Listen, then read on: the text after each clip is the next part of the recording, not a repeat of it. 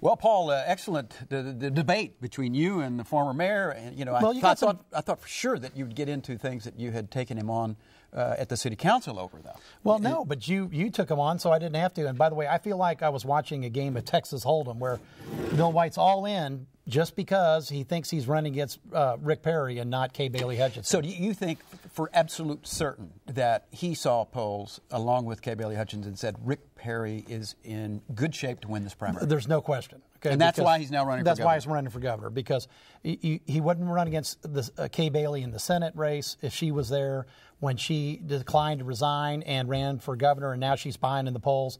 Bill thinks that his chance is against Rick Perry, not against Kay Bailey Hutchinson. Okay, but he started out as a candidate for Senate thinking that Kay Bailey Hutchinson would have an easy primary win over Rick Perry.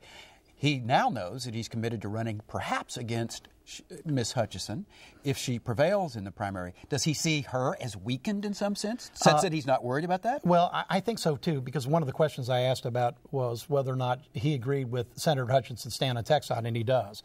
So he doesn't see that Senator Hutchinson's going to be his opponent. He thinks it's going to be Rick Perry. Now, the interesting thing is for Rick Shami, whether or not his candidacy is going to cause Bill White a problem in the Democratic primary, he's committed to spending $10 million or more. He's already spent $5 million.